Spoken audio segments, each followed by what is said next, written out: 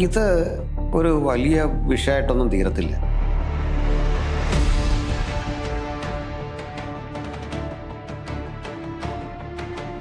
എന്തുകൊണ്ടാണ് ഈ അറബ് രാജ്യങ്ങളും ഇറാനും തമ്മിൽ ലോഹ്യമില്ലാത്തത്? അപ്പൊ ഇവരെ പെട്ടെന്ന് ആക്രമണം നടക്കുകയില്ല. കരയുദ്ധമാണല്ലോ യുദ്ധത്തിലെ ഇമ്പോർട്ടൻ്റ് ആയ ഒരു കാര്യം. അതെ, ഇവർ അറബ്സ് അല്ല, അതറിയോ? അറബ്സ് അല്ല, അല്ല, അതറിയില്ല അല്ലേ? അത് പ്രധാന നമ്മുടെ ചിന്ത. രണ്ടാമത് ഞാൻ പറയാന്ന് പറഞ്ഞാൽ അതാണ് ശിരോവസ്ത്രം. ഒരു പെണ്ണിൻ്റെ ശിരോവസ്ത്രം മുഴുവൻ മറഞ്ഞു കിടന്നില്ല എന്നുള്ള നിലയിൽ ഇവിടുത്തെ പട്ടാളമൊക്കെ കയറി മേയുകയാണ്. ഇസ്രയേൽ ഇവരുമായിട്ട് അതിലൊന്നുമില്ല. ഇസ്രയേൽ കഴിഞ്ഞ് ഇറാഖൂടെ കഴിഞ്ഞാണ് അപ്പുറത്ത്, യോർദാനും കഴിഞ്ഞാണ് അപ്പുറത്ത് ഇസ്രയേൽ കിടക്കുന്നത്. ആഗോള തീവ്രവാദത്തിന്റെ സ്പോൺസറാണ് ഇപ്പോൾ ഇറാൻ. ആഗോള തീവ്രവാദം സ്പോൺസർ ചെയ്യാണ്. ഹിസ്ബുല്ലയുടെ പുറകിൽ, ഹമാസിന്റെ പുറകിൽ, ഹൂതികളുടെ പുറകിൽ എല്ലാം ഇറാന്റെ ശക്തിയാണുള്ളത്. അപ്പൊ എന്തുകൊണ്ട് ഇവർ നിരന്തരമായിട്ട് ഇസ്രായേലിനെ ആക്രമിക്കുന്നു?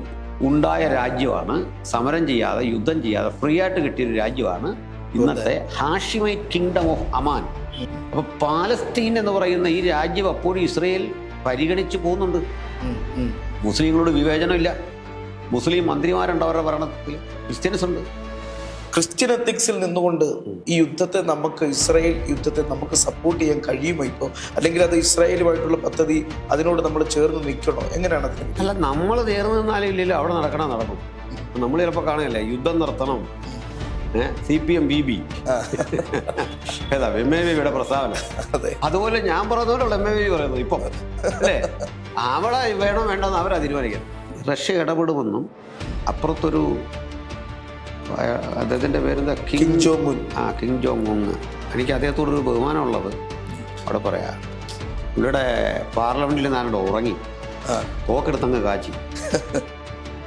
പുള്ളി ഇടയ്ക്ക് നമ്മുടെ ചർച്ചിലൊന്നും കൊണ്ടുവരണ്ട. ഈ ലോകമഹായുദ്ധം എന്ന് പറഞ്ഞാൽ തന്നെ ഒരു കോൺസെപ്റ്റാണ്. അങ്ങനെ ലോകമഹായുദ്ധം ഒന്നും ഉണ്ടായിട്ടില്ല.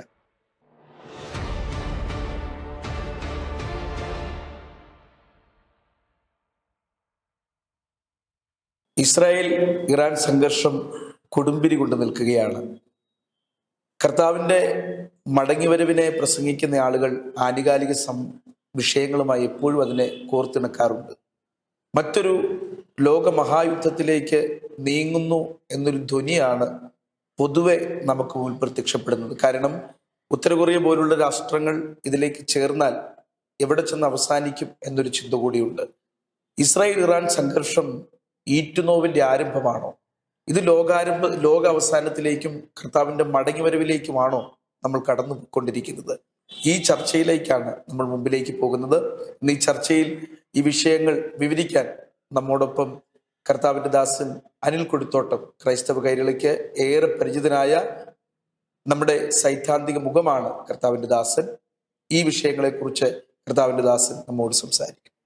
പറഞ്ഞു വെച്ചതുപോലെ ഇസ്രായേൽ ഇറാൻ സംഘർഷം വലിയൊരു സംഘർഷത്തിലേക്ക് നീങ്ങുകയാണ്. റഷ്യ ഇടപെടുമെന്ന് പറയുന്നു.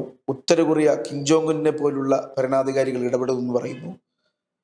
അമേരിക്ക ഇസ്രായേലിന് കൃത്യമായ പിന്തുണ കൊടുക്കുന്നു. അതേസമയം തന്നെ ഇസ്ലാമിക രാഷ്ട്രങ്ങൾ ഈ കാര്യത്തിൽ കൃത്യമായി മൗനം പാലിക്കുന്നു. ഇതൊരു ലോക യുദ്ധത്തിലേക്ക് കടന്നു പോവുകയാണ്. ഒരു ഈറ്റുനോവിൻ്റെ ആരംഭം, അവസാനത്തിലേക്ക് നമ്മൾ യാത്ര ചെയ്തുകൊണ്ടിരിക്കുകയാണോ? ഇത് ഒരു വലിയ വിഷയമായിട്ടൊന്നും തീരത്തില്ല, വലിയ സംഭവത്തിലേക്ക് പോകത്തില്ല. എന്നാൽ വലിയ സംഭവങ്ങളുടെ നാന്ദിയാകാം, അതിൻ്റെ ഒരു തുടക്കമാകാം. അതിനകത്ത് ഒരു ജിയോ പൊളിറ്റിക്കൽ ഇഷ്യൂസിനെ ശരിക്കും മനസ്സിലാക്കണം. ഇറാൻ എന്ന് പറയുന്നത് ഒത്തിരി ചരിത്ര പ്രാധാന്യമുള്ളൊരു സ്ഥലമാണ്. പൗരാണികന്മാരായ ഇൻഡോ യൂറോപ്യൻസ് ഒക്കെ വന്ന് സെറ്റിൽ ചെയ്ത് നമ്മുടെ ഇന്ത്യയിലേക്ക് വന്ന ആര്യന്മാരടക്കമുള്ളവരുടെ സ്ഥലമാണ്. അപ്പോൾ ഇതിൽ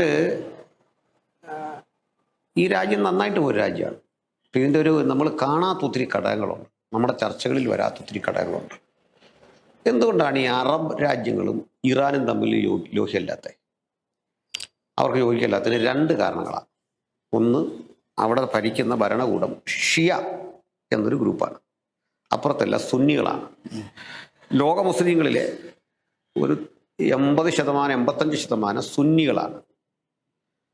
അതിൽ ബാക്കി അവശേഷിക്കുന്ന ആളുകളെല്ലാം കൂടി ഇത്രേ ഉള്ളൂ. അതിൽ പ്രബലരാണ് ഷിയ മുസ്ലിങ്ങൾ. അപ്പോൾ അവർ വിശ്വസിക്കുന്നത് Ali is the friend of Allah. Muhammad is the prophet of Allah. ഇപ്പൊ ഫ്രണ്ടാണ് വലുത്, പ്രോഫറ്റ് അല്ല. Prophet is a messenger and friend ആണ് കൂടുതൽ ഇമ്പോർട്ടൻ്റ്. ഈ ഒരു പ്രത്യയശാസ്ത്ര പ്രശ്നവും മറ്റു പ്രശ്നങ്ങളെല്ലാം കൂടെ രൂക്ഷമായി ഇവർ വന്ന് സുന്നികൾ ഷിയാകളെ പിന്നെ ഓടിച്ച് അവർ വന്ന് അഭയം തേടിയ സ്ഥലമാണ് ഇറാൻ. അപ്പോൾ ഇറാൻ എന്ന് ക്രൈസ്തവരാകില്ല, ക്രൈസ്തവരും മറ്റേ നമ്മുടെ സന്തവസ്ഥ വിശ്വസിക്കുന്ന പാർസികളും ജൂതന്മാരും ഒക്കെ ഉള്ളൊരു കോളനിയാണ് ഇറാൻ. ആ ഇറാനിൽ നിന്ന് കുറേ പേര് കാസ്പിയൻ കടൽ തീരം വഴി ഇന്ത്യയിലേക്ക് വന്നു, കുറേ പേര് ജർമ്മനിക്ക് പോയി, ഇന്ത്യയിലേക്ക് വന്നാണ് ആര്യന്മാർ.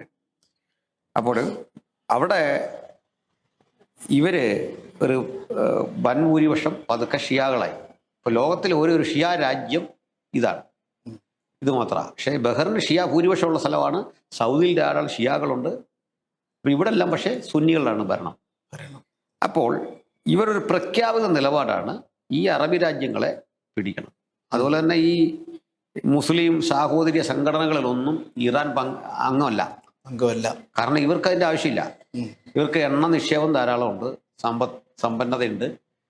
എല്ലാത്തിലും ഒരു ജിയോഗ്രഫിക്കലി ഇവർ കിടക്കുന്ന സ്ഥലം വളരെ നല്ലതാണ്. കാരണം ഒരു സൈഡ് മുഴുവൻ സമുദ്രമാണ്, മറുവശം എന്ന് പറഞ്ഞാൽ മുഴുവൻ മലനിരകളാണ്. ഈ മലനിരകളെ താണ്ടി നമ്മുടെ സഹ്യപർവ്വതത്തിൻ്റെയൊക്കെ ഒത്തിരി ഇരട്ടി വലുപ്പത്തിൽ കിടക്കാണ്. അപ്പൊ ഇവരെ പെട്ടെന്ന് ആക്രമണം നടക്കുകയില്ല. കരയുദ്ധമാണല്ലോ യുദ്ധത്തിലെ ഇമ്പോർട്ടൻ്റ് ആയ ഒരു കാര്യം. ഇതൊന്നും നടക്കുകയില്ല. കടൽ അവരുടെ അധീനതയിലാണ്. ഇങ്ങനെയുള്ള മുൻതൂക്കം ഓർക്കൊണ്ടുകൊണ്ട് അമേരിക്ക പിന്തുണച്ച് ഇറാഖ് യുദ്ധം ചെയ്തിട്ട് 8 കൊല്ലം വലിച്ചു കിട്ടി. ശക്തിയായ ഒരു രാജ്യം തന്നെയാണ്. സമ്പുഷ്ട യുറേനിയം അവരുടെ വക്കൽ ധാരാളമായിട്ടുണ്ട് ക്രൂഡ് ഫോമിൽ. അപ്പോൾ അടുത്തത് ഇവർ അറബ്സ് അല്ല, അതറിയോ? അറബ്സ് അല്ല, അതറിയില്ല അല്ലേ? അത് പ്രധാന നമ്മുടെ ചിന്ത. രണ്ടാമത് ഞാൻ പറയാന്ന് പറഞ്ഞാൽ അതാണ്. ഇവർ ശരിക്കും ആര്യന്മാർ കൺവെർട്ട് ചെയ്താണ്. നമ്മുടെ ബ്രാഹ്മൺസിൻ്റെ ഉണ്ട്. ഇവർക്ക് ഈ വംശീയത ഭയങ്കര പ്രശ്നമാണ്. അപ്പുറത്തെ അറബിയൊന്നും ഇവർക്ക് വിഷയമല്ല, അവർ കുറഞ്ഞ ആളുകളാണ്. മനസ്സിലായില്ലേ? അതുകൊണ്ടാണ് ഇതര അറബികളോ ഇവരോടൊന്നും ഇവർക്ക് അതിലെല്ലാം താണ കക്ഷികളായിട്ടാണ് ഇറാനിയൻസ് കാണുന്നത്. ആയത്തുള്ള കൊമേനി എന്നുള്ള തെറ്റാ, ഖമൈനി എന്നാണ് ശരി. കമായിനി യായില്ല, ഖമൈനി. ആയത്തുള്ള ഖമൈനി. നമ്മളിമ്മ ആയത്തുള്ള കൊമേനി, അത് വേറൊരുത്തനാ, ആ മുമ്പിരുന്നവനാണ്. റൂഹുള്ള കൊമൈനി, അയാൾക്ക് ശേഷം വന്ന ആളാണ് ആയത്തുള്ള. ആയത്തുള്ള ഒരു പേരല്ല, ആയത്തുള്ള ഒരു പൊസിഷനാണ്, പരമാധികാരി ആണ്. അപ്പൊ ഇതിനു മുമ്പ് അവിടെ ഷാ ഭരണകൂടമാണ്. ഈ ഷാ ഭരണകൂടം അതിനുമ്പ് കമ്മ്യൂണിസ്റ്റുകളുണ്ട് അവിടെ പിന്നെ. അപ്പൊ അത് ഒത്തിരി ചരിത്രം അങ്ങോട്ടൊക്കെ പോയാ. അപ്പൊ ഇവരെ തുരത്തിക്കൊണ്ട് ഷാ ഭരണകൂടം വരുന്നു. അപ്പൊ ഷാ ഭരണകൂടത്തിന്റെ എതിരെ ഒരു ഇസ്ലാമിക വിപ്ലവം നയിച്ചാണ് ഇന്നത്തെ ആയത്തുള്ള ഖമൈനി അതിന്റെ ലീഡർഷിപ്പിലുണ്ട്. അന്ന് ഇതിന്റെ പരമാധികാരിയാണ് ഈ റൂഹുല്ല ഖൊമൈനി. റൂഹുല്ല ഖൊമൈനിയുടെ മരണശേഷം ഇദ്ദേഹം അധികാരത്തിലെത്തുന്നു. ആര്? ഖമൈനി. അവിടെ മറ്റേ പെസഷ്കിയാൻ എന്ന് പറയുന്ന ഭരണാധികാരി ഉണ്ട്. രാജാവിന്റെ പേര് പെസഷ്കിയാൻ. ഇത് പലപ്പോഴും കേട്ടിട്ടില്ല ആൾക്കാർ. കാരണം അവിടെ രാജാവും ഭരണാധികാരിയും ഒന്നുമല്ല, പ്രധാനമന്ത്രിയും ഒന്നുമല്ല. ഫൈനൽ വീട് മതമാണ്. മത പോലീസ് ഉണ്ട് അവിടെ. അപ്പോൾ ശിരോവസ്ത്രം ധരിക്കാത്തതിൻ്റെ പേര് സ്ത്രീകൾക്ക് കിട്ടിയ ശിക്ഷയുടെ കാഠിന്യം കണ്ടോ? ശിരോവസ്ത്രം, ഒരു പെണ്ണിന്റെ ശിരോവസ്ത്രം മുഴുവൻ മറഞ്ഞു കിടന്നില്ല എന്നുള്ള നിലയിൽ ഇവിടുത്തെ പട്ടാളമൊക്കെ കയറി മേയുകയാണ്. മനുഷ്യാവകാശങ്ങൾ ഒട്ടും ഇല്ലാത്തൊരു സ്ഥലമാണ്. ഇനി എന്താണ് ഈ പ്രശ്നം? ഇനി എൻ്റെ രാഷ്ട്രീയം പറഞ്ഞാൽ ഈ യുറേനിയം എൻറിച്ച് ചെയ്ത ഭൂമിയിൽ വൈദ്യുതി ഉണ്ടാക്കാനാണ്. അത് 20% മതി. 20% സമ്പുഷ്ടീകരിച്ചാൽ വൈദ്യുതി ഉണ്ടാക്കുന്ന സംവിധാനം എന്ന് പറഞ്ഞാൽ തന്നെ ഇതിലെ തീ മതി. അതെ, ഇത് കത്തിച്ചുണ്ടാക്കുന്ന ചൂടിൽ വെള്ളം തിളപ്പിച്ച് ആ വെള്ളത്തിൽ നിന്ന് മറ്റേ ജനറേറ്റർ, മറ്റേ ഡൈനോമ, എനിക്കറിയാവുന്ന ഭാഷയല്ല പറയുന്നത്, ഡൈനോമ കറക്കി അതിന്ന് ഉൽപ്പാദിപ്പിക്കുന്ന വൈദ്യുതി. അല്ല, ഇത് നേരെ വൈദ്യുതിയായിട്ടൊക്കെ മാറുമെന്ന് ആളുകൾ ചിന്തിച്ചിരിക്കുന്നത്. നമ്മുടെ പ്രോസസ് അവസാനം വരുന്നത് എങ്ങനെയാണ്? അതായത് ഈ ചൂട്, ഇത്രയും വലിയ ചൂടിൽ അത് ഏറ്റവും അപകടം കുറഞ്ഞ സംവിധാനമാണ്.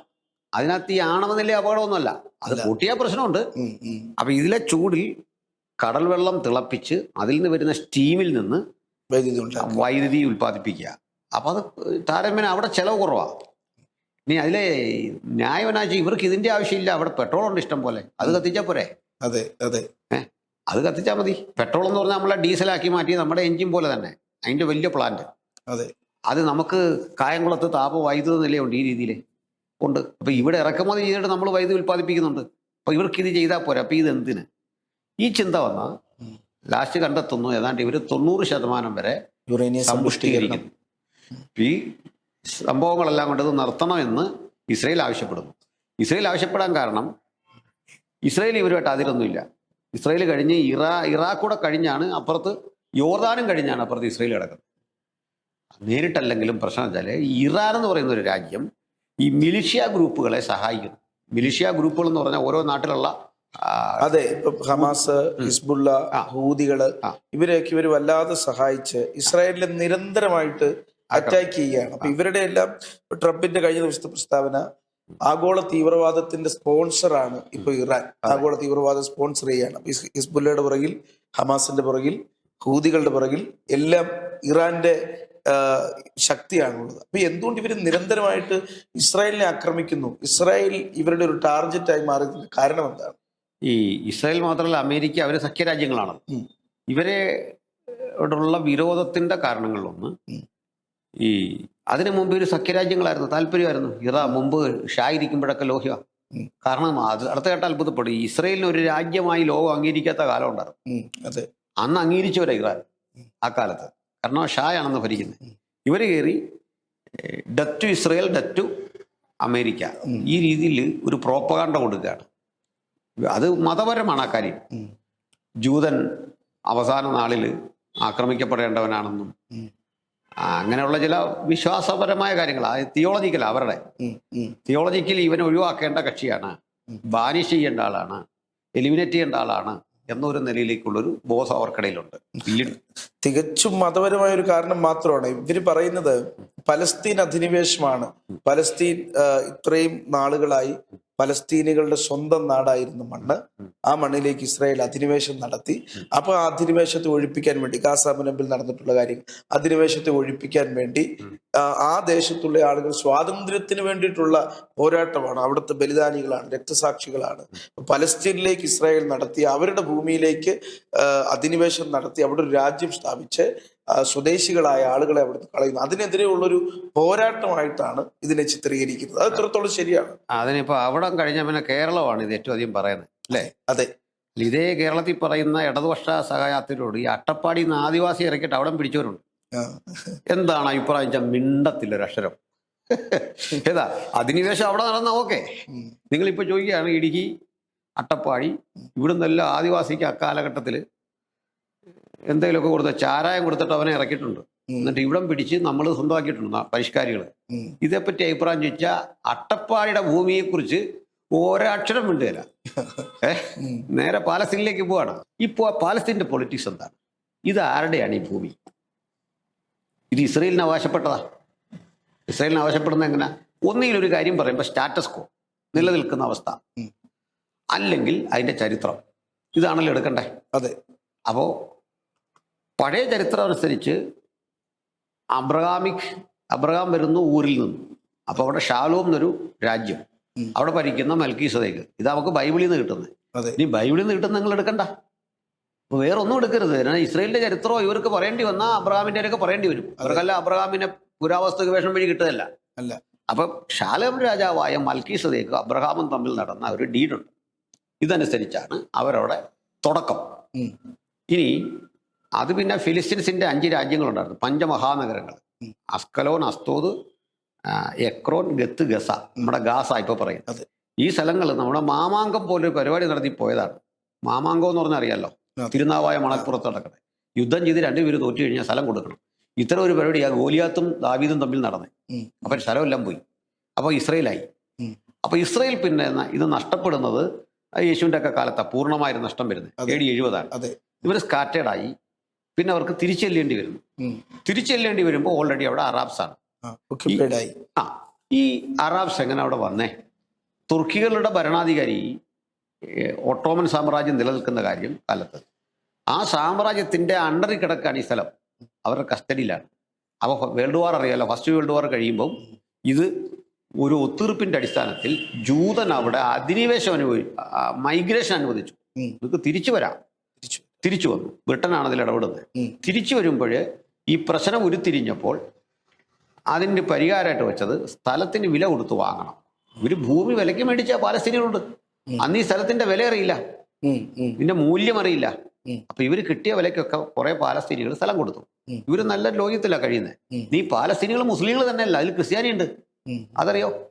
അതിനെ കുറിച്ച് അറിയില്ല. മുസ്ലിമും ക്രിസ്ത്യാനി എല്ലാം ഉണ്ട്, അതിന് നാഷണാലിറ്റിയാണ്. പക്ഷെ കൂടുതലുള്ളത് മുസ്ലിംസാണ്. മുസ്ലിംസാണ്. ഇതാണ് അതിലെ കാര്യം. അപ്പൊ ഇങ്ങനെ നിൽക്കുമ്പോൾ പ്രശ്നങ്ങൾ രൂക്ഷമായപ്പോൾ ബ്രിട്ടൻ ഒരു അഭിപ്രായം മുമ്പോട്ട് വെക്കുക. ഒരു കാര്യം ചെയ്യും, നിങ്ങൾ തമ്മിൽ തല്ലണ്ട. യോർദാൻ നദിയുടെ ഒരു കര മുഴുവൻ ഇസ്രയേൽ. ഇന്ന് നമ്മൾ യോർദാൻ എന്ന് വിളിക്കുന്ന ഒരു രാജ്യം അറിയാമല്ലോ, അതെ. ആ രാജ്യം മുഴുവൻ പാലസ്തീൻ. നിങ്ങളവിടെ നടുക്കൂടെ നദി പൊതു ഉടമസ്ഥയിൽ ഉപയോഗിക്കണം. അന്നത് അംഗീകരിച്ചാൽ പാലസ്തീൻ എന്നൊരു രാജ്യം ഉണ്ടായേനെ. അവരംഗീകരിച്ചില്ല. അംഗീകരിക്കാത്തത് ചുറ്റും കിടന്ന അറബ് രാജ്യങ്ങളുടെ പ്രഷർ നിമിത്തം അത് വേണ്ട, ഇത് മൊത്തം ഞങ്ങളുടെയാണെന്ന് വാദിച്ചു. മൊത്തം ഞങ്ങളുടെയാണെന്ന് വാദിച്ച് അവസാനം ഇത് ബ്രിട്ടൻ ഇവർക്ക് കൊടുത്തുമില്ല. അത് ചുമ്മാതെ കിടക്കുകയാണ് ഈ രാജ്യം കുറച്ച് നാള്. അപ്പോൾ ചോദിക്കാതെ ഈ രാജ്യം ഇന്നവിടെ ഭരിക്കുന്ന ഭരണാധികൾക്ക് കിട്ടിയതാ. ചോദിക്കാതെ കിട്ടിയ ഒരു രാജ്യമാണ് ഇന്നത്തെ യോർദാൻ. മക്കപ്പള്ളിയിൽ തലമുറയായി ബാങ്ക് വിളിക്കുന്ന ഒരു കുടുംബത്തെ വിളിച്ചിട്ട് പറഞ്ഞു, നിങ്ങളിത് കൊണ്ടു നടക്കാൻ പറഞ്ഞു. അങ്ങനെ ഉണ്ടായ രാജ്യമാണ്. സമരം ചെയ്യാതെ യുദ്ധം ചെയ്യാതെ ഫ്രീ ആയിട്ട് കിട്ടിയൊരു രാജ്യമാണ് ഇന്നത്തെ ഹാഷിമൈറ്റ് കിങ്ഡം ഓഫ് അമാൻ. ഹാഷിമികൾ, നബിയുടെ കുടുംബാംഗങ്ങളാണ് ഹാഷിമികൾ. Kingdom of Aman.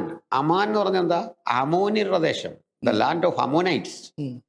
അപ്പോൾ ആ സ്ഥലത്ത് അവരും വന്നു. ഇപ്പുറത്ത് ഇസ്രയേലും വന്നപ്പോൾ പാലസ്തീന് സ്ഥലമില്ല. പിന്നെ പാലസ്തീൻ പലയിടത്ത് ചെതറിക്കിടക്കുക. 3 സോണുകളാണ്, zone A, zone B, zone C എന്ന് പറഞ്ഞാൽ കിടക്കുന്നത്. 3 ചെതറിക്കിടക്കുക. ഇവർ ഈ പറഞ്ഞ പോലെ രാജ്യമില്ല, അവർക്ക് വെള്ളമില്ല.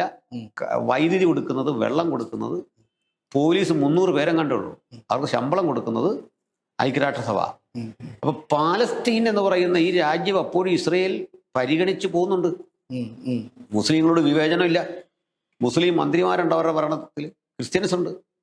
അപ്പൊ അവിടെ നിങ്ങൾ ചെന്ന് കണ്ടാൽ മനസ്സിലാവും എങ്ങനെയാണ് ഒരു രാജ്യം പൗരന്മാരെ സൂക്ഷിക്കുന്നത് എന്നുള്ളത്. പക്ഷെ നമ്മുടെ മാധ്യമങ്ങൾ മുഴുവൻ ഇവർക്ക് നേരെ വരുന്ന പ്രശ്നങ്ങളെക്കുറിച്ച് സംസാരിക്കാറില്ല. തിരിച്ച് ഇവര് കൊല്ലുന്നു, കുഞ്ഞുങ്ങളെ കൊണ്ടുവരുന്നത്. കുഞ്ഞുങ്ങളെ തിരിച്ച് ഇവരും കൊല്ലുന്നുണ്ട്.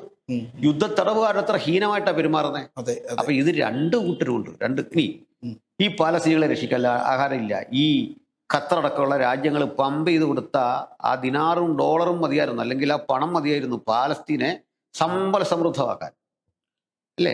പക്ഷെ അത് മറ്റൊരു രീതിയിൽ അത് മുഴുവൻ ആയുധം ഉണ്ടാക്കുന്ന ഈ കാശ് പോരെ. ഇവർക്ക് ഹോസ്പിറ്റൽ ഉണ്ടാക്കണം, വിദ്യാഭ്യാസം കൊടുക്കണം. ഈ വിധത്തിൽ അത് പരിഗണിച്ച പോരെ. ഇസ്രായേൽ അതിനൊന്നും എതിരല്ല, ഒരിക്കലും എതിരല്ല. അവർ അങ്ങനെയുള്ള ഒരു രാജ്യമല്ല. മനുഷ്യത്വമുള്ള സമീപനങ്ങളാണ് അവർ ലോകത്തിന് മുമ്പിൽ. അപ്പൊ പാസ്റ്റർ പറഞ്ഞു വരുന്നത്, ഈ ഭൂമി പണ്ട് പുരാതന കാലത്ത് ഇസ്രായേലിൻ്റെതായിരുന്നു. പിന്നീട് അവർ മടങ്ങി വന്നപ്പോൾ പണം കൊടുത്ത് പലസ്തീനുകളുടെ കയ്യിൽ നിന്ന് ഈ ഭൂമി കൈവശമാക്കി. പിന്നീട് അത് തർക്കം ഉണ്ടായപ്പോ യുദ്ധം ചെയ്ത് പിടിച്ചു. യുദ്ധം ചെയ്ത് ഈ ഭൂമിയെ ഇസ്രായേൽ കൈവശപ്പെടുത്തി. അപ്പോ അവിടെ പലസ്തീനികൾക്ക് നീതി നിഷേധിക്കപ്പെടുന്ന ഒരു സാഹചര്യം ഉണ്ടോ? പാലസ്തീനികൾക്ക് നീതി നിഷേധം ഇല്ല, അത് പറയാം. 3 സോണാന്ന് ഞാൻ പറഞ്ഞു. Zone A, zone B, zone C. ഈ സോൺ എ എന്ന് പറയുന്നത് പാലസ്തീനികൾ കൂടുതലും, ഇസ്രയേലൈറ്റ്സ് കുറവാണ് ആ സ്ഥലത്ത് സെറ്റിൽമെന്റ്. അവിടേക്ക് അതർ ഇസ്രയേലൈറ്റ്സിന് പ്രവേശനമില്ല. പാലസ്തീനികൾക്ക് വരാം. അവിടെ എഴുതി തന്നെ എൻട്രൻസ് വെച്ചിട്ടുണ്ട്, ഇസ്രയേലൈറ്റ്സ് ആണ്, അങ്ങോട്ട് പ്രവേശനമില്ല. കാരണം ഇത് സോൺ എ ആണ്. സോൺ ബി എന്ന് പറയുന്ന നേരെ ഓപ്പോസിറ്റ് ആണ്. ഇസ്രായേലൈറ്റ്സ് കൂടുതലും, പാലസ്തീനികൾ കുറവും. അവിടെ പുതിയൊരു പാലസ്തീനി വരാൻ പാടില്ല, ഇസ്രായേലൈറ്റ്സിന് വരാം. സോൺ സി ഉണ്ട്, ഇസ്രായേലൈറ്റ്സും ഈക്വലാണ്. ഇതിന്റെ ആ ജിയോഗ്രഫിക്കൽ സിസ്റ്റം അതാ. എന്നിട്ട് അടുത്തത് zone A controlled by the state of Israel. Zone B controlled by the state of Israel. And zone C controlled by the military of Israel. ഈ മിലിറ്ററിയുടെ കൺട്രോളിൽ ഇത് കിടക്കുന്നത്. അത് നമ്മൾ മിക്കവാറും കാണുന്ന തീ എടുത്തെറിയുന്നു, അവർ തിരിച്ചടിക്കുന്നു ഒക്കെ കാണുന്നത് ഈ സോൺ സിയിലെ സംഭവമാണ്. ഇത് ഈ സംസാരിക്കുന്നവർ അതിൻ്റെ രീതി ശരിക്കും പിടികിട്ടുന്നില്ല എന്താ നടക്കണമെന്ന്. അപ്പൊ ഇങ്ങനെ ആ രാജ്യത്തിന് വേണ്ട വിദ്യാഭ്യാസം, വെള്ളം, വൈദ്യുതി ഇതെല്ലാം ഇവർ കൊടുക്കുന്നുണ്ട്. ഇതെല്ലാ പരീക്ഷയും അവർ ചെയ്യുന്നുണ്ട്. അപ്പൊ ഇവിടെ ഇസ്രായേൽ ജനാധിപത്യ മതമല്ല ഭരിക്കുന്നത്. മതമല്ല, നെതന്യാഹു മതം പറയുന്നവരല്ല പോകുന്ന, മതവിശ്വാസിയാ. മതം പറയുന്നവരല്ല പോകുന്നത്. അവർക്ക് നാഷണൽ ഫീലിംഗ് ഉണ്ട്. ഇതാണോ പാലസ്തീന് കിട്ടിക്കഴിഞ്ഞാൽ? ഇന്നിപ്പോൾ ഇറാനിലേക്ക് ഈ അയത്തുള്ള ഖമേനിയെ സപ്പോർട്ട് ചെയ്യുന്ന ആളുകൾ ഇദ്ദേഹത്തിന്റെ പ്രത്യയശാസ്ത്രത്തെ കുറിച്ച് എന്താ പറയുന്നത്? മറ്റുള്ളവൻ ശിരസ് മൂടിയില്ല എന്ന ഒറ്റ കാരണത്താൽ ഒരു സ്ത്രീയെ, പെൺകുട്ടികളെ കിരാതമായി കൊല്ലുന്ന ഒരു പ്രത്യയശാസ്ത്ര ബോധം. അതിനെന്തെങ്ങനെ കാണണ്ടേ? അതിനെയാണ് സപ്പോർട്ട് ചെയ്യേണ്ടത്. അവിടെ ജനാധിപത്യം വരണ്ടേ? ഒരു സമൂഹത്തിൽ ജനാധിപത്യം വരണ്ടേ. ഇപ്പൊ അമേരിക്ക ഇടപെടുന്നു എന്ന് പറയുകയാണ്. അമേരിക്ക ഇടപെടുന്നു എന്ന് പറയുന്നതിനകത്ത് അതിൻ്റെ ഇവരെ ചുമ്മാ അടുത്ത എണ്ണ കൊണ്ടുപോകാനാണ്, അല്ലെങ്കിൽ എണ്ണയുടെ, ഞാനത് കരുതുന്നില്ല. ഉം. കാരണം എന്താണെന്ന് വെച്ചാൽ ഒരു എയർപോർട്ട് കംപ്ലീറ്റ് വൈദ്യുതിയിൽ സോളാറിൽ ഓടിക്കുന്ന നാടാണ് കേരളം. ഉം. നെടുമ്പാശ്ശേരി വരാനിരിക്കുന്ന ഒരു കാലത്ത് ഈ എണ്ണയ്ക്ക് എന്താ ഡിമാൻഡ്? കുറവാണ്. ഒരു എയർപോർട്ട് റോഡ് കാണാം, പിന്നെ ഒരു കാർ റോഡാണ് പാട്. ഉം. നമ്മൾ പഠിക്കണം അത്. അടുത്തത് അമേരിക്കയ്ക്ക് ഷെയിൻവാതകം, വേറെ സംഗതികളുണ്ട് ഇതുപോലെ ഉം. തത്തുല്യ സംവിധാനങ്ങളുണ്ട്. അല്ലെ ഗൾഫ് രാജ്യങ്ങൾ കാത്തിരിക്കുന്ന വലിയ വിധിയുണ്ട്, അവരെ കാത്തിരിക്കുന്നത്. ഇത് വേണ്ടാത്തൊരു സമയം വരും. ഉം. പിന്നെ പറ്റുന്നത് അമേരിക്ക കുറെ രാഷ്ട്രീയ താല്പര്യങ്ങളുണ്ട്. ഈ എണ്ണ പരമാവധി വിറ്റ് തീരട്ടെ എന്നൊക്കെ ഒരു ചിന്തയുണ്ട് ഇപ്പോൾ ഇരിക്കുന്നത്. ഉം. ഇവരെ വറ്റിക്കണം, ഇവരെ ഇന്നത്തെ മേധാവിത്വമൊക്കെ പോകും. അതുകൊണ്ടാണ് ഇപ്പം UAE പോലുള്ള രാജ്യങ്ങളിൽ എണ്ണ വിട്ട് വേറെ നിക്ഷേപം തുടങ്ങി. ഉം. മറ്റു പല രാജ്യങ്ങളിൽ എണ്ണയെ ആശ്രയിച്ച് ജീവിക്കാൻ പറ്റില്ല എന്നുള്ളൊരു ബോധത്തിലേക്ക് വന്നു. അല്ലെ, എണ്ണ കൊണ്ടുപോകുക എന്നുള്ള മാത്രമാണ് ഈ സംഭവം എന്ന് പറഞ്ഞാൽ നമ്മൾ അങ്ങനെ കരുതാനായിട്ട് പറ്റില്ല. അങ്ങനെയും പൊതുവിലൊരു അഭിപ്രായമുണ്ട്. ഈ ഡൊണാൾഡ് ട്രംപ് ഒരു പൊളിറ്റീഷ്യൻ എന്നതിലുപരി ഇപ്പോഴൊരു നല്ലൊരു ബിസിനസ്മാൻ ആണ് എന്നൊരു ചിന്താഗതിയുണ്ട്. അദ്ദേഹം ആ ബിസിനസിന്റെ ഭാഗമായിട്ട് തന്നെയാണ് ഇപ്പോൾ ഇറാനെ ആക്രമിക്കുന്നതും ആ എണ്ണപ്പാടങ്ങൾ കൈവശമാക്കുക, അവിടുത്തെ ആ കാര്യങ്ങൾ ഉപയോഗിക്കുക എന്നൊരു നിലയിൽ ഒരു പൊളിറ്റീഷ്യൻ എന്നതിലുപരി ഇപ്പോഴും നല്ലൊരു ബിസിനസ്മാൻ ആണെന്ന് വിലയിരുത്തുന്ന ആളുകളുണ്ട്. അത് ശരിയാണ്. അതിനകത്ത് ശരി, അതൊരു ആഗോള ശരിയാണ് പറയാം. ഈ രാഷ്ട്രീയ പാർട്ടികളിൽ ഇലക്ഷന് മത്സരിക്കുക, ഇവര് ഇലക്ഷന് പിരിവിന് വന്ന് കണ്ടിട്ടുണ്ടോ അടുത്ത കാലത്തല്ലോ? ഇല്ല. ആ ബക്കറ്റ് കിട്ടുന്ന പൈസ കൊണ്ടാണ് ഈ പോസ്റ്റൽ അടിക്കുന്നത്. അല്ല അല്ല, ഇതാര് കൊടുക്കുന്ന? ഇത്രയും വലിയ ഇലക്ഷൻ നടത്തണം, ആരായി? ഇത് ഒറ്റ പാർട്ടി നമ്മൾ പിരിക്കാൻ വരുന്നില്ല. വേണം ഇങ്ങോട്ട് ക്യാഷ് തരുന്ന വിധത്തില്ല. ഇതാരായി ക്യാഷ് മുടക്കണം? മൾട്ടിനാഷണൽ കമ്പനികളാണ്, കോർപ്പറേറ്റുകൾ കൊടുക്കുക, രണ്ട് കക്ഷി. ഇപ്പം ഇവരെ ഇഷ്ടം നടപ്പിലാക്കാനാണ് ഇവർ വരുന്നത്. ശരിയല്ലേ? അതെ. പിന്നെ ഭരിക്കുന്നത് 3% വരുന്ന ബെനിയ ഗ്രൂപ്പുകളാണ്. അപ്പം ഇവർ ഫണ്ട് കൊടുക്കും. ഇനി റഷ്യ ഉക്രൈൻ യുദ്ധത്തിൽ ഇന്ത്യ കാഴ്ചക്കാരാ, ആരോടും മമതയില്ല. കാരണം നമുക്ക് ലാഭം അതാ. കാരണം ഈ റഷ്യയിൽ നിന്ന് നേരെ പൊക്കോണ്ടിരുന്ന എണ്ണ അവർക്ക് വേണ്ട, ഇവിടെ മറ്റേ യൂറോപ്യൻ യൂണിയന് വേണ്ട. അപ്പോൾ ഈ എണ്ണ നമ്മളിനി വാങ്ങി, നമ്മൾ വാങ്ങിയിട്ട് ഇവിടെ വെച്ച് റിഫൈൻ ചെയ്ത് തിരിച്ചു വിട്ടു. കാരണം ഇവിടെ റിഫൈൻ ചെയ്താൽ എളുപ്പമാണ്, പൈസ കുറവാണ്, കൂലി കുറവാണ്. അപ്പുറത്തൊരു 5 ലക്ഷം കൊടുക്കുന്നത് ഇവിടെ 75,000 രൂപ കൊടുത്താൽ മതി, ആളെ കിട്ടും. ഈ റിഫൈൻ ചെയ്ത എണ്ണ നമ്മൾ തിരിച്ച് എവിടെ കൊണ്ട് വിൽക്കുക? യൂറോപ്യൻ യൂണിയന് വിൽക്കുക. ഈ യൂറോപ്യൻ യൂണിയൻ വിൽക്കുമ്പോൾ ഈ ഉക്രൈൻ മേഖലയിൽ അദാനിയുടെ ഏറ്റവും വലിയ പോർട്ടുണ്ട്. അപ്പം ഇന്ത്യക്ക് ലാഭം ഏതാ? അദാനിക്ക് ലാഭം ഏതാ? യുദ്ധം നടക്കട്ടെ. ഇങ്ങനെ ആഗോളതലത്തിലെ കുറേ ചിന്തകളുണ്ട്. നമ്മൾ നമ്മൾ കാണുന്ന ചില വാണിജ്യ താല്പര്യങ്ങൾ അതിൻ്റെ പിന്നിലുണ്ട്. ആർക്കാതില്ലാത്ത ഈ വാണിജ്യ താല്പര്യം ഇല്ലാത്തൊരു രാഷ്ട്രം പറ. അമേരിക്കയ്ക്കുള്ള പോലെ ഇറാനില്ലേ വാണിജ്യ താല്പര്യം? ഇന്ത്യക്കില്ലേ വാണിജ്യ താല്പര്യം? പാകിസ്ഥാനില്ലേ? റഷ്യക്കില്ലേ വാണിജ്യ താല്പര്യം? അപ്പോൾ ഈ അത്തരം എന്തിനാ ചൈന വന്നിട്ട് നേരെ ലങ്കയിൽ താവളം ഉറപ്പിച്ചിരിക്കുന്നത്?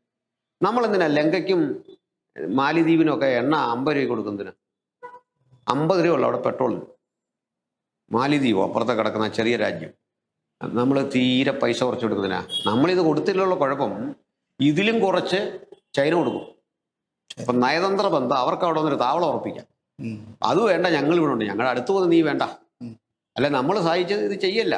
കാരണം നയതന്ത്ര ബന്ധങ്ങൾ അങ്ങനെയാണ്. അതിനകത്ത് രാഷ്ട്രീയമുണ്ട്, അതിൽ കുറേ എക്കണോമിയുണ്ട്, കൊമേഴ്സ് ഉണ്ട്. ഇതെല്ലാം കൂടെ ചേർന്ന് നടക്കുള്ളൂ, ഒരു രാജ്യത്തിന്റെ പോക്ക് നടക്കുള്ളൂ. അപ്പം നമ്മുടെ രാജ്യത്തിന് ഗുണം ചെയ്യുന്ന എന്തോ നമ്മൾ നിലപാടെടുക്കുള്ളൂ.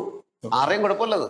ഇപ്പൊ ഇനി ഇതിലേക്ക് നമ്മൾ മടങ്ങി വരുമ്പോ ഒരു ക്രൈസ്തവ പക്ഷത്ത് നിന്നുകൊണ്ട് യേശുവിന്റെ വാക്കുകൾ ഒരു കരണത്തടിച്ചാൽ മറുകരണം കാണിച്ചു കൊടുക്കണമെന്നോ, നിന്റെ ശത്രുവിനെ സ്നേഹിക്കണമെന്നുള്ളതാണ്.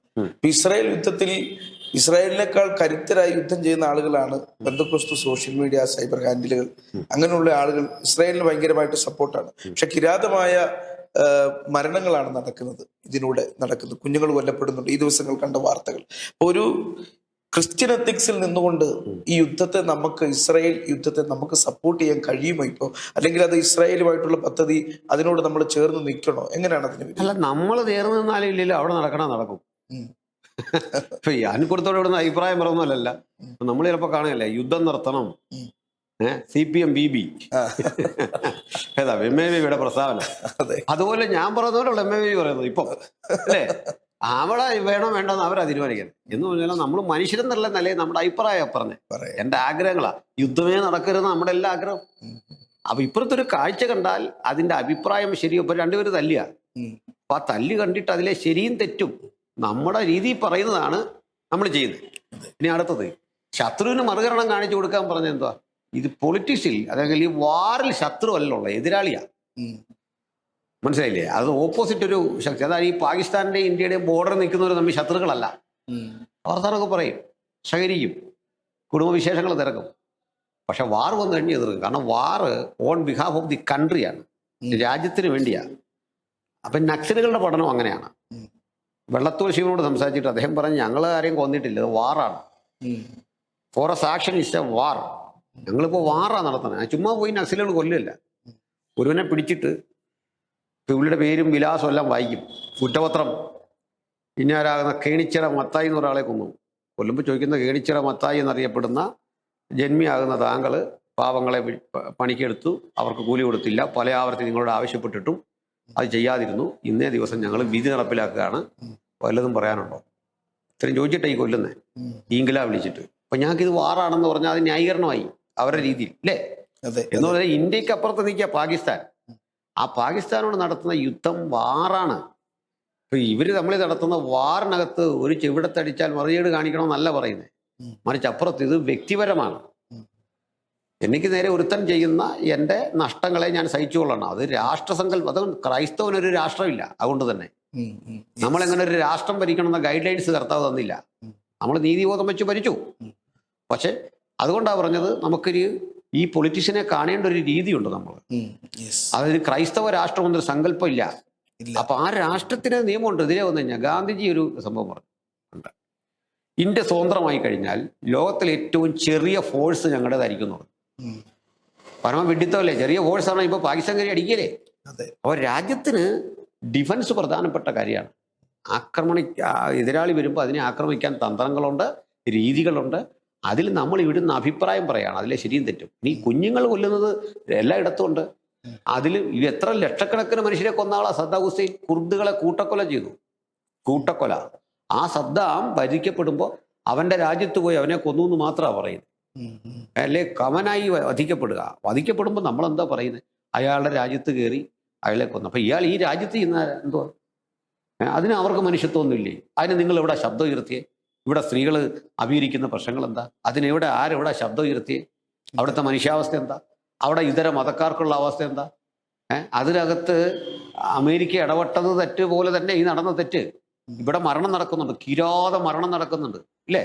അപ്പൊ നിങ്ങൾ അവിടെ പോയിട്ട് പാകിസ്ഥാനിൽ പോയിട്ട് മുഹമ്മദിനെ പറ്റി പറഞ്ഞാൽ നിങ്ങളെ തല പോവും. ഒരു അഭിപ്രായ പ്രകടന. ക്രൈസ്തവൻ എന്താ പാകിസ്ഥാനെ അഭികരിക്കുന്നത്? അപ്പോൾ ഒരു ദിവസം ഇന്ത്യ കയറി പാകിസ്ഥാനെ ആക്രമിക്കേണ്ടി വന്നാൽ സ്വതന്ത്ര പരമാധികാര രാജ്യത്ത് ചോദിക്കാതെ കയറി എന്നുള്ള സാങ്കേതികമാണ്. യുദ്ധം നടന്നു കഴിഞ്ഞാൽ അതിന് ശൈലികളുണ്ട്, രീതികളുണ്ട്. എത്രയോ തവണ ഇവരോട് പറഞ്ഞു, മര്യാദയ്ക്ക് പറഞ്ഞു. ഇപ്പൊ ഇത് വൺ സൈഡ് പറയുന്നത് നമ്മളല്ല സത്യം പറഞ്ഞ. അപ്പോൾ മൊത്തത്തിൽ യുദ്ധം ഒഴിവാകണം. ഇസ്രായേലിന് ആഗ്രഹമുണ്ട് യുദ്ധം ഒഴിവാകണം എന്നാണ്. ഈ മിസൈൽ എല്ലാം തീരുകയാണ്, ആയുധം തീരുക. യുദ്ധത്തിൽ ഇടപെടാൻ ഒരു രാജ്യത്തിനും താല്പര്യമില്ല. യുദ്ധത്തിൽ ഇടപെടാൻ കച്ചവടക്കാർക്ക്, ആയുധ കച്ചവടക്കാർക്കും ഇങ്ങനെയുള്ള ചിലർക്കും ഒഴിച്ച് വേറെ ആർക്കും, രാഷ്ട്രങ്ങൾക്കൊന്നും യുദ്ധത്തിൽ ഇടപെടാൻ താല്പര്യമില്ല. സംഭവിച്ചു പോകുന്ന യുദ്ധത്തെ നമ്മുടെ ഒരു ബോധ്യങ്ങൾക്കനുസരിച്ച് നമ്മൾ വ്യാഖ്യാനിക്കുന്നുള്ളൂ. അല്ല അതിനകത്ത് ഈ വാക്യമൊന്നും വെച്ച് നമുക്ക് അതിനെ വിലയിരുത്താൻ പറ്റില്ല. ഇപ്പം ക്രൈസ്തവർ പൊതുവെ ഇസ്രായേൽ അനുകൂലികളാണ്. ബൈബിളിൽ നിന്ന് ഇസ്രായേലിനെ കുറിച്ചുള്ള ബോധ്യം, അവരെ കുറിച്ചുള്ള വാഗ്ദത്വം. അപ്പൊ അങ്ങനൊരു, പക്ഷെ വചനം പറയുന്നതൊരു നമ്മൾ മുമ്പേ പറഞ്ഞതുപോലെ ഒരു ഐഹിക രാജ്യത്തിന്റെ വിലയിരുത്തലല്ലല്ലോ വചനം പറയുന്നത്. അപ്പൊ നമ്മൾ ഇസ്രായേലിനെ അങ്ങനെ തന്നെ സപ്പോർട്ട് ചെയ്യണോ? അവരോടുള്ള വാഗ്ദത്തങ്ങൾ നിലനിൽക്കുന്നത് കൊണ്ടാണോ ഇസ്രായേൽ ഇങ്ങനൊരു ശക്തിയായി നിലനിൽക്കുന്നതും ഇങ്ങനെയുള്ള യുദ്ധങ്ങളിൽ കൃത്യമായി ഇസ്രായേലിന് പ്രതിരോധിക്കാൻ കഴിയുന്നതും? തീർച്ചയായിട്ടും അത് നമ്മൾ ചെറുതായി പറഞ്ഞിട്ട് കാര്യമില്ല. കാരണം അതിനിപ്പോൾ ലോകം എങ്ങനെ കാണുമെന്ന് എനിക്ക് വിഷയമല്ല. തീർച്ചയായിട്ടും അവർ പവർഫുള്ളാണ്. ഇറാൻ്റെ അത്ര ആയുധശേഷി ഇല്ലാത്ത രാജ്യമാണ് സത്യം പറഞ്ഞ ഇസ്രായേൽ. അവർ പക്ഷേ മികച്ച യുദ്ധതന്ത്രജ്ഞതയുണ്ട്. ഒന്നാമത് ചെറിയൊരു രാജ്യം, കൂടുതൽ ഇത് കാണത്തോലുമില്ല. അവിടെ ഇരുന്നു കൊണ്ട് 16 അറബ് കൺട്രീസ് ആയിരുന്നു, ഇപ്പോൾ അവരൊക്കെ സുഹൃത്തുക്കളായി. അപ്പോൾ പണ്ട് ഇത്രയും ശത്രുക്കളുടെ നടുവിൽ കിടന്നുകൊണ്ട് ഒരു രാജ്യം ഒറ്റയ്ക്ക് നേരിട്ട് പൊരുതി വിജയിച്ചതാണ്. അപ്പോൾ അത് ചെറുതായി കാണാനാവില്ല. തിരിച്ച് ഈ ഇത്രയും ശക്തമായി ഇറാൻ പോലൊരു രാജ്യത്തെ ഈ രണ്ട് രാജ്യങ്ങളെ കടന്നു വന്ന് ആക്രമിക്കേണ്ടി വരികയാണ്. അപ്പം അത് കുറേ വാഗ്ദത്തം അവരുടെ വീതം ഉള്ളതും ചരിത്രപരമായി ആർജിച്ചെടുത്ത അറിവുകളും ഒക്കെ ഘടകങ്ങളാണ്. ന്യായം അവരുടെ പക്ഷത്താണെന്ന് ഞാൻ വിശ്വസിക്കുന്ന ആളാണ്. എനിക്ക് ഇത് തുറന്നു പറഞ്ഞാൽ ഞാൻ ഇസ്രായേൽ പക്ഷത്ത് തന്നെയാണ്. ഇസ്രായേൽ പക്ഷത്ത് തന്നെയാണ്. ഇസ്രായേൽ അമേരിക്കയാണ് ശരി ഇക്കാര്യത്തിൽ. ഇസ്രായേലാണ് ശരി. ഇസ്രായേലാണ് ശരി. അപ്പൊ അവരോടുള്ള വാക്തത്വങ്ങളും ദൈവികമായ നീതിയും തന്നെയാണ് അല്ല, ദൈവിക നീതി എന്നുള്ളത് മറ്റൊരു രീതി കണ്ടാൽ മതി. ഈ രണ്ട് കാര്യം നടക്കുമ്പം ശരി എവിടാണെന്നുള്ളത് എൻ്റെ ഒരു വീക്ഷണമാണ് പറഞ്ഞത്. അത് ഇറാൻ അല്ല ശരി. ഇറാനോ മുമ്പ് പറഞ്ഞ ഹൂതി വിമതരോ അല്ലെങ്കിൽ ഹിസ്ബുള്ളയോ ഒന്നുമല്ല ശരി. ഇക്കാര്യത്തിൽ ഇസ്രായേൽ തന്നെയാണ് ശരി, അല്ലെങ്കിൽ അമേരിക്കയാണ് ശരി. ഈ യുദ്ധത്തിന്റെ പിൻപിൽ ഇറാൻ ഒരു ലക്ഷ്യം, മതപരമായ ഒരു ലക്ഷ്യം കൂടെ ഉണ്ട്. യഹൂദനോട് മതപരമായിട്ടുള്ള ഒരു വിരോധമാണ് കൂടുതലും പ്രകടമാകുന്നത്. ഇസ്രായേലിനെ ഇല്ലാതാക്കുക എന്ന് പറയുന്ന ഒരു പൊളിറ്റിക്കൽ അജണ്ട എന്നതിലുപരി മതപരമായൊരു അജണ്ടയാണെന്ന് എനിക്ക് തോന്നിയിട്ടുണ്ട്. മതപരമായ ഒരു അജണ്ടയാണ്. ഇപ്പോൾ ഇന്ത്യയിൽ തന്നെ ആ അജണ്ട നല്ലപോലെ കൈകാര്യം ചെയ്യുന്നുണ്ട്. പഹൽഗാമിലൊന്നും മിണ്ടാത്ത ആളുകളാണ് ഇപ്പൊ ഇസ്രായേൽ കാര്യത്തിൽ വരുമ്പോൾ വല്ലാതെ ശബ്ദം ഉയർത്തുന്നത്. അപ്പൊ ഇത് മതപരമായ ഒരു അജണ്ടയാണോ ഇസ്രായേലിനെ ആക്രമിക്കുന്നതിന്റെ പിൻപിലുള്ളത്? ഇസ്രായേൽ ആക്രമിക്കുന്നു അതോ ഇസ്രായേലിനെ ആക്രമിക്കുന്നതിന്റെ പിൻപിലുള്ളത്? അല്ല, ഇവർക്ക് ഇറാൻ ഇസ്രായേലിനുള്ള വൈരാഗ്യങ്ങളിൽ ഒന്ന് മതപരമാണ്. മറ്റൊന്ന് ഈ ഒരു വിഷയത്തിൽ ഏർപ്പെട്ടു പല ഘടകങ്ങളാലാണ് വൈരാഗ്യം വരുന്നത് അല്ലേ? അതെ. അത് കൂടി വന്നു പണ്ടത്തെ വിരോധം. അതിൻ്റെ ഒരു ക്ലൈമാക്സിലേക്ക് എത്തി നിൽക്കുകയാണ്. അപ്പൊ സത്യത്തിൽ ഇപ്പൊ ഈ ഖമേനി മാറിക്കഴിഞ്ഞാൽ കുറേയൊക്കെ മാറ്റം ഉണ്ടാവും. ഖമേനിയുടെ മകനോ മറ്റൊരാളൊക്കെ വരുന്ന അതൊക്കെ അവർ നേരിടും. ഇനി ഒരു മതഭരണത്തിനുള്ള അവസരം ഇറാനിലുണ്ടെന്ന് തോന്നുന്നില്ല. അടിച്ചൊതുക്കുക തന്നെ ചെയ്യും. ഓക്കെ.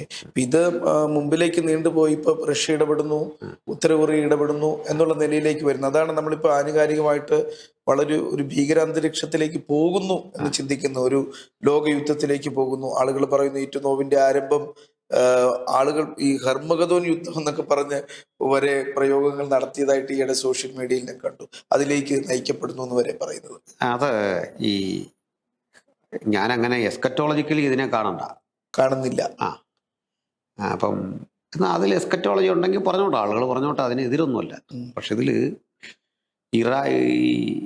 റഷ്യ ഇടപെടുമെന്നും അപ്പുറത്തൊരു അദ്ദേഹത്തിന്റെ പേരെന്താ, കിം ജോങ് ഉൻ.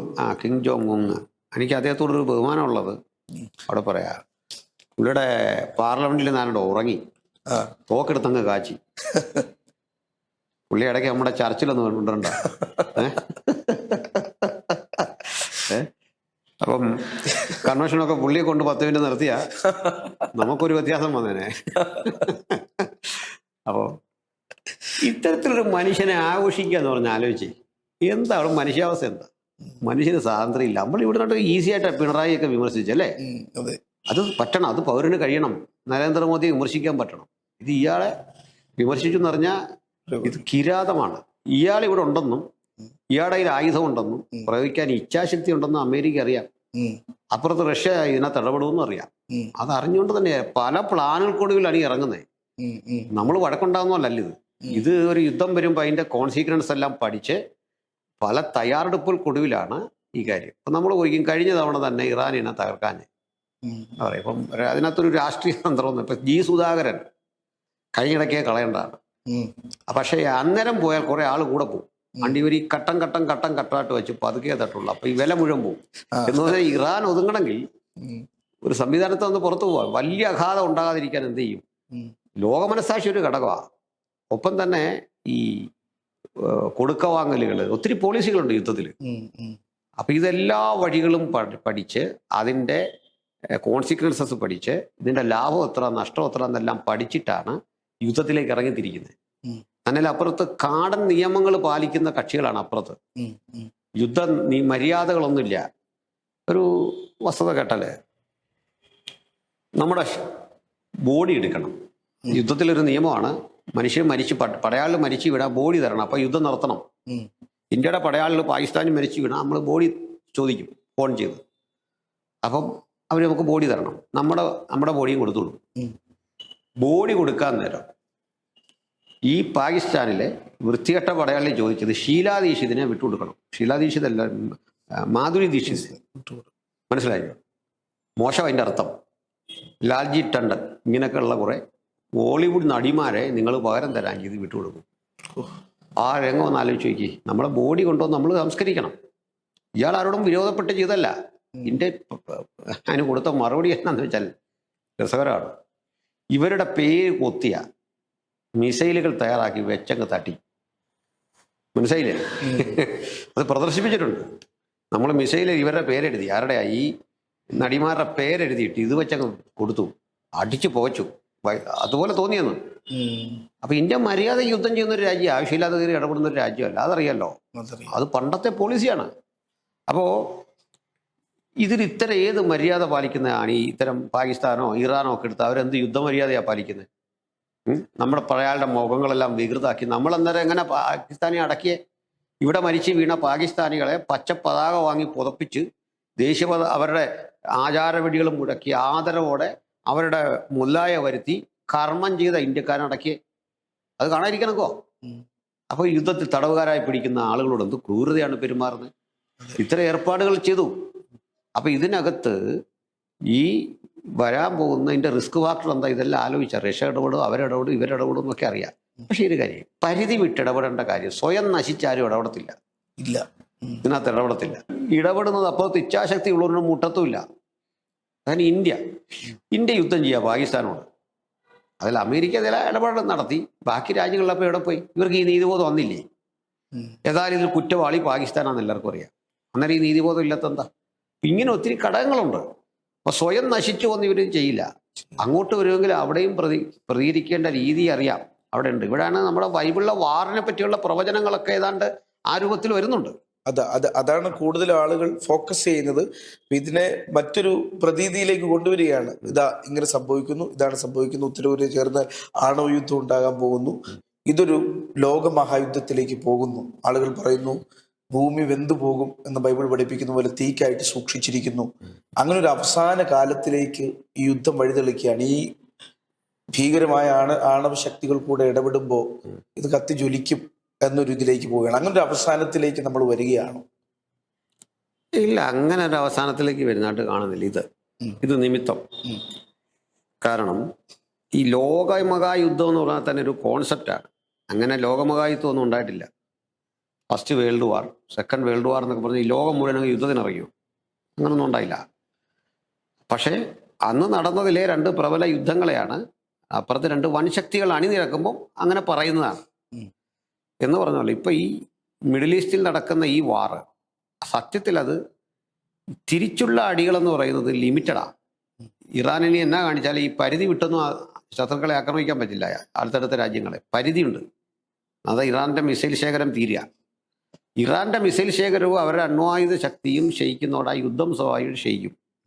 സംഭവം ഏതാണ്ട് തീരും. അപ്പൊ ഇത് പോയിട്ട് ഒരു മഹായുദ്ധത്തിലേക്ക് പോവുക എന്ന സാധ്യത വളരെ വിരളമാണ്.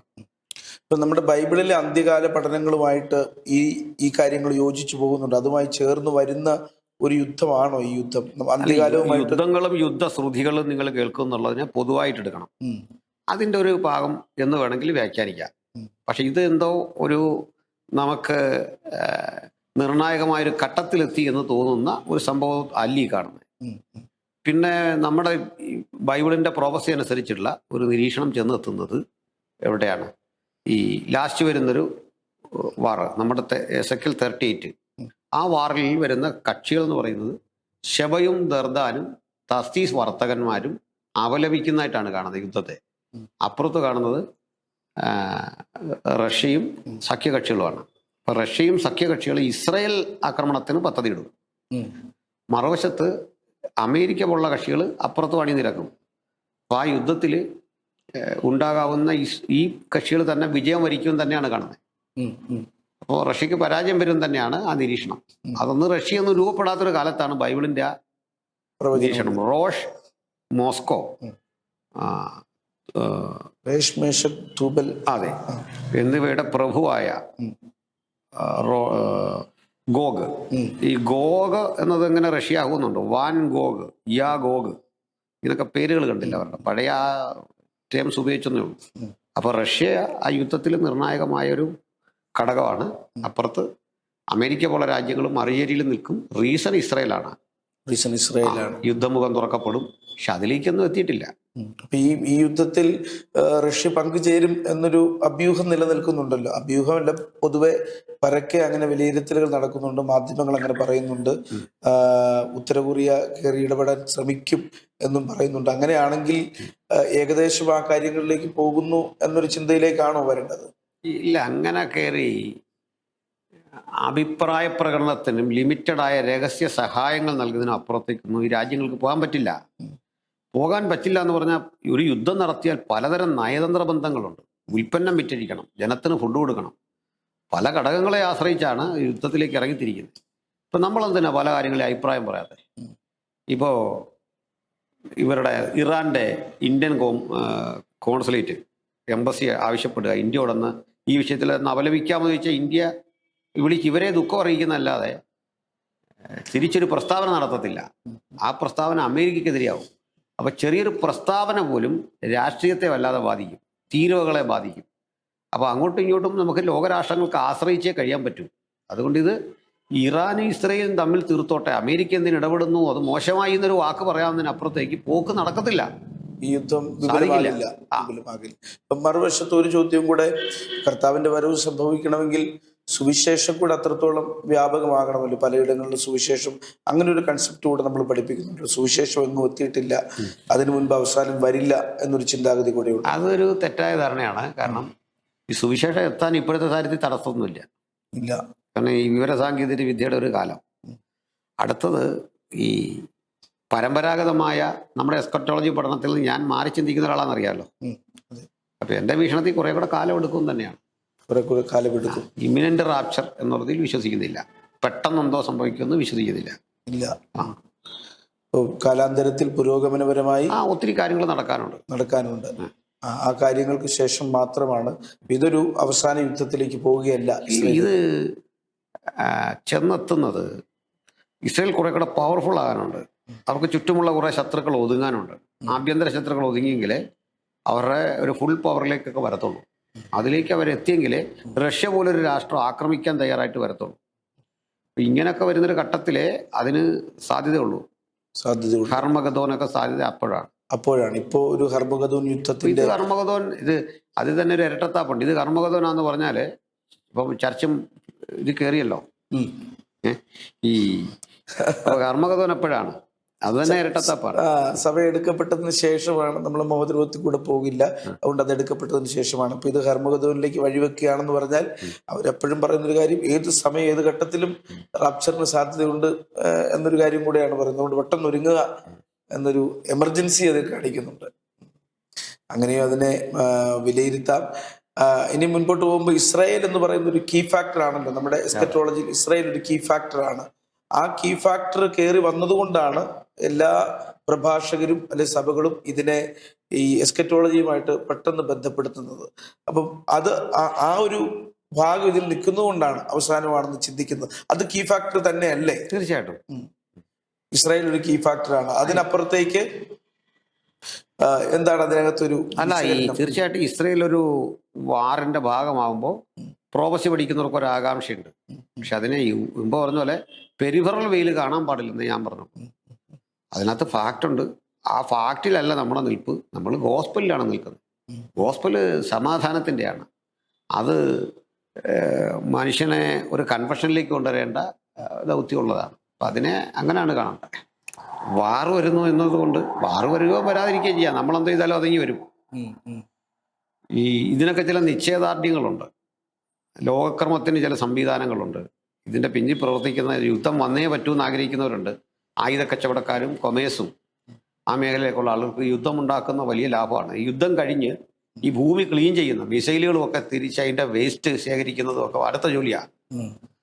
അപ്പോൾ പിന്നെ അന്നാളിൽ നിത്യപ്രവർത്തിക്കാരെ ആക്കി, ഡെയിലി വേസിന് ആളിനെ ആക്കിക്കൊണ്ട് അവിടെ ഒരു ശവം കണ്ടാൽ അവിടെ ഒരു അടയാളം വെക്കുന്നു. അത് പിന്നെ ഇവർ ഉപേക്ഷിച്ച് കളയുന്ന ആയുധം 7 വർഷം അവർക്ക് തീ കത്തിക്കാൻ ഉതകും എന്നൊക്കെ പറയുമല്ലോ. വിറക് ഇപ്പൊ വിറക് കുറുവടി കൊണ്ടൊന്നും ആരും ഇപ്പൊ യുദ്ധത്തിന് പോകുന്നില്ല, അല്ലേ? ഇല്ല. അപ്പം ആ വിറക് കുറുവടി കൊണ്ടോ എന്നൊക്കെ ഉദ്ദേശിക്കുന്ന അന്നത്തെ ആയുധങ്ങളുടെ പ്രാക്തന രൂപമാണ്. യുദ്ധത്തിന്റെ വേസ്റ്റ് പിന്നീടുണ്ടാകുന്ന ഈ സാധനം നമ്മൾ പോയി കൈകൊണ്ടെടുക്കാൻ പറ്റില്ല. റേഡിയേഷൻ വിശേഷിച്ചും മൃതശരീരം അതാ എടുക്കാതെ അപ്പം ഇങ്ങനെയൊക്കെയുള്ള കാര്യങ്ങൾ പോലും ബൈബിൾ നടത്തിയൊരു ദീർഘ നിരീക്ഷണമുണ്ട്. ഉം. അപ്പോൾ അതൊക്കെ നടക്കും തന്നെയാണ് നമ്മൾ കരുതുണ്ടായത്. വസ്തുതാപരമാണ്, പ്രോവസി യാഥാർത്ഥ്യമാണ്. പ്രൊഫസി പിന്നെ യാഥാർത്ഥ്യമാണ്. അതിനെ വ്യാഖ്യാനിക്കേണ്ട, സമീപിക്കേണ്ട രീതി പക്വതയോടെയാണ്. ഉം. നിസാര കാര്യങ്ങൾ കണ്ട ഉടനെ അതിൻ്റെ പുറകെ പോയിട്ട് പിന്നെ അങ്ങനെ മനുഷ്യനെ ഭയപ്പെടുത്തി മുൾമുനെ നിർത്തി ഒന്നും നമ്മൾ ചെയ്യരുത്. സുവിശേഷം പറയുക എന്നുള്ളതാണ് കരണീയമായ മാർഗം. നമ്മുടെ കടമ എന്നുള്ളത്. അപ്പോൾ പ്രിയപ്പെട്ട പ്രേക്ഷകരെ, നമ്മൾ ഇസ്രായേൽ ഇറാൻ സംഘർഷത്തെക്കുറിച്ച്, അതിൻ്റെ എസ്കറ്റോളജിയെക്കുറിച്ച്, ആ സംഘർഷങ്ങളുടെ മൂലകാരണങ്ങളെക്കുറിച്ച് കർത്താവിൻ്റെ ദാസനിൽ നിന്ന് ഏറ്റവും വേണ്ടപ്പെട്ടത് നമ്മൾ ശേഖരിച്ചെടുക്കുകയായിരുന്നു. തനിക്ക് ദൈവാർജിതമായിട്ടുള്ള അറിവിൽ നിന്നുകൊണ്ട് ആ കാര്യങ്ങളെക്കുറിച്ച് കൃത്യമായ വിശകലനം നമുക്ക് നൽകി. ചില മനസ്സുകളെങ്കിലും ഇതൊരു അന്ത്യത്തിലേക്കാണോ കുതിച്ചുകൊണ്ടിരിക്കുന്നത്, അതൊന്ന് വിശകലനം ചെയ്യണമെന്ന് താല്പര്യപ്പെട്ടിട്ടുണ്ട്.